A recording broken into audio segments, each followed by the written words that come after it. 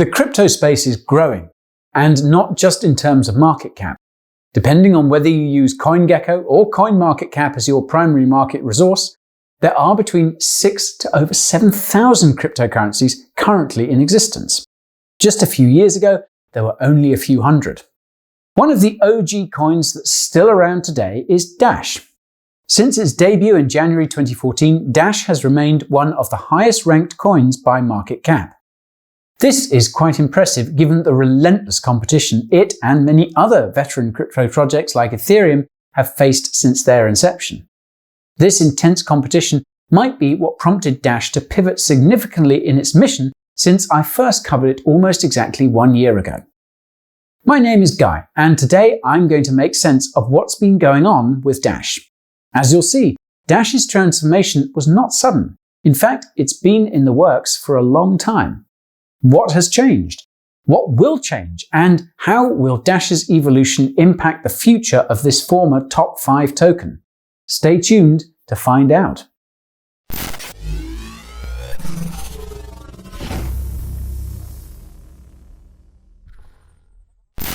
Before I give you the good stuff, I have to give you the legal stuff. I am not a financial advisor, and none of what you hear in this video should be interpreted as financial or investment advice. There is a lot of information out there when it comes to cryptocurrency, and that means you must always do your own research if you really want to stay on top of things. Consider this video to be one of the many resources that might help you on your sacred journey to Lambo Land. If this is your first time stumbling across the Bureau, allow me to introduce myself. I am Guy, the Crypto Guy, and I spend my days chewing on some of the juiciest cryptocurrency projects and subjects out there. If you're a crypto connoisseur like me, take a seat at the table by tapping that subscribe button. Pinging that notification bell will help make sure you never miss a chance to chow down on some fresh, hot crypto knowledge. Now, today's menu can be found on the timestamps below, so feel free to skip ahead to your favorite course if you have a specific crypto craving. Alright, that's enough preamble, let's dash. As I mentioned in the intro, Dash has been around since January 2014. Dash stands for Digital Cash, and it's a fork of Bitcoin which focuses on speed and, until recently, privacy.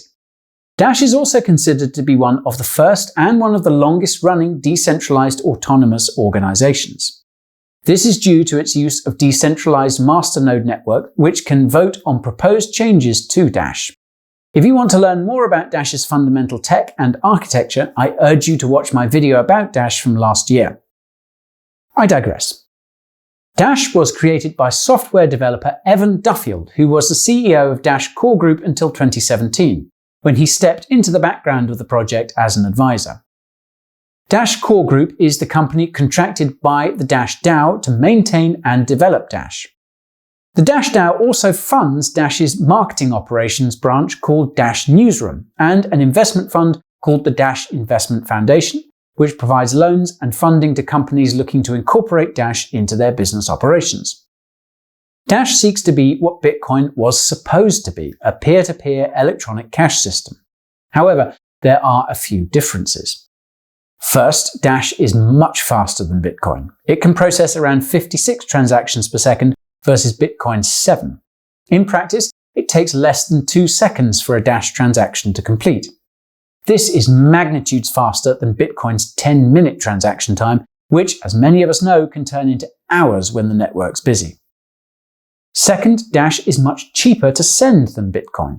Transaction fees on the Dash blockchain are less than a cent, whereas Bitcoin transactions cost a few dollars a pop on a good day. Third, Dash gives users the opportunity to easily send a private transaction using PrivateSend, which is their own in-house version of CoinJoin, a privacy protocol originally developed for Bitcoin. These characteristics are pretty legit, so it should come as no surprise that Dash has consequently seen considerable adoption. Here are a few numbers. There are over 2,000 Dash ATMs around the world. Over 5,000 merchants accept Dash as a form of payment. Dash processes over 20,000 transactions per day and has moved nearly $1 billion worth of currency since its release. Most of Dash's traffic is coming from Latin America and especially Venezuela, where over 2,500 merchants accept Dash. For those of you who didn't know, Venezuela has been going through some dark economic times, and runaway inflation has Venezuelans turning to Bitcoin and Dash as an alternative to Bolivar fiat. Though you may have heard about Venezuelans using Bitcoin in the news, apparently the use of Dash is just as common. Dash also recently partnered with Mexican cryptocurrency exchange Toros.io to release the first Latin American Visa debit card backed by cryptocurrency. As of September, you can also use Dash to pay for hotels on Travala.com. Too bad you can't really travel anywhere, at least for now. Now believe me, I too can feel the FOMO coming on as I list off those facts and figures. However, despite all these impressive numbers, Dash appears to be tumbling down the rankings, and the project has lost a lot of social steam. So, what gives? Dash has been in the crosshairs of regulators ever since its release, and this may be a large part of why the project has struggled to regain its former glory. For starters, Dash got in a tussle with the Securities and Exchange Commission of the United States in 2018. The SEC was probing cryptocurrency exchanges, asking them whether they thought Dash should be classified as a security or not. If classified as a security, Dash would be subject to some pretty heavy-handed regulations. Dash Core Group CEO Ryan Taylor subsequently flew out to Washington, D.C. to speak in person with members of the SEC to explain to them that Dash was not a security. This was because there was no ICO for Dash and there was no centralized issuer of the Dash cryptocurrency. This puts it in the same category as Bitcoin, which fails the Howey test used to determine whether an asset is a security or not. After trying multiple gotcha questions on Ryan, the SEC took Dash off its radar and has not inquired about it since. Holders of Dash must certainly have been nervous in the months that followed that meeting. Now, did you know that Dash is actually the project's third name? The first name, Xcoin, was scrapped during the first month of the coin's release. The second name, Darkcoin, was changed after multiple cryptocurrency exchanges refused to list Darkcoin. I suppose you can't blame them. A privacy-focused digital currency called Darkcoin? Might as well call it criminal coin and give crypto exchange gatekeepers an arrest record in lieu of a white paper. To the untrained eye, Darkcoin looked like the baddest boy on the crypto block. That image has continued to haunt the project even though it renamed to Dash and rebranded to a professional digital currency in 2015. Dash has been repeatedly lumped in the same category as other privacy coins like Monero and Zcash. This has consequently landed it the same treatment. To give a few examples, Dash was delisted on South Korean cryptocurrency exchange OKX, along with Monero and Zcash in September 2019. In October 2019, Japanese regulators described Dash, Monero and Zcash as, quote, three anonymous siblings. Earlier this month, the United States Department of Justice published an enforcement framework for cryptocurrency which included Dash in its list of anonymity-enhanced cryptocurrencies, and stated that the use of these cryptocurrencies is, quote, indicative of possible criminal conduct. Is all of this justified? Well, no. And to understand why, we just need to look at Dash's PrivateSend feature, which makes transactions anonymous. As mentioned earlier, PrivateSend is basically just a branded version of CoinJoin. Without getting into the weeds, both involve mixing multiple transactions together so that it becomes nearly impossible to figure out who is sending money to who. The main takeaway here is that CoinJoin is available to Bitcoin users in the same way that PrivateSend is available to Dash users, albeit with a few extra clicks. In other words, privacy is not built into the Dash blockchain itself like it is with other privacy coins like Monero and Zcash. This has been the argument tabled by the Dash core team, which has spent a great deal of their time trying to educate clueless regulators. Dash is more similar to Bitcoin than it is to privacy coins. Still, you might be wondering how often people are using Dash's PrivateSend feature. Well, a blog post by Chainalysis a few months ago notes that only 0.7% of Dash transactions that involved the transfer of funds were made using PrivateSend. Not only that, but they reported that a smaller and smaller percentage of Dash transactions involve PrivateSend as time goes on.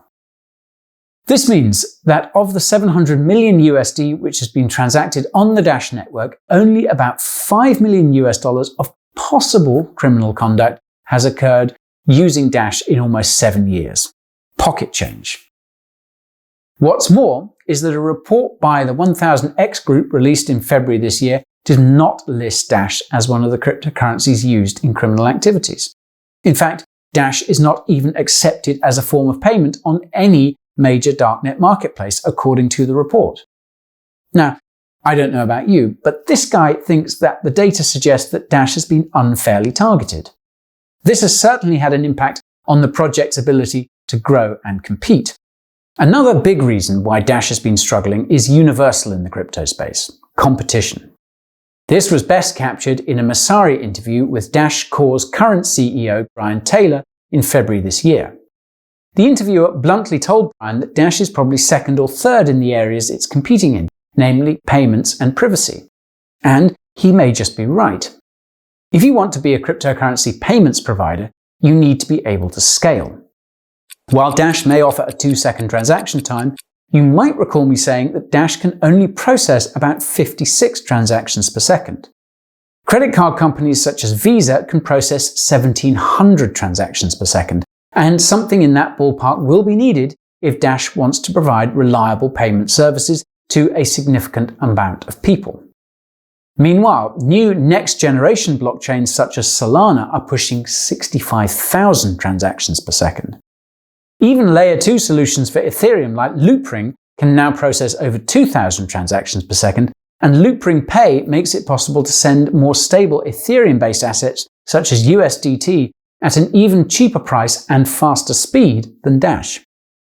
Now, while I can't speak for the Venezuelans, I reckon the average retail investor would prefer to count in US dollar stablecoins than decimals of comparatively volatile Dash tokens. Finally, even though Dash has managed to gain somewhat of a foothold in Latin America, a DAO-funded cryptocurrency project will have a hard time competing with a Goliath like Crypto.com or Binance in the crypto debit card and payment space.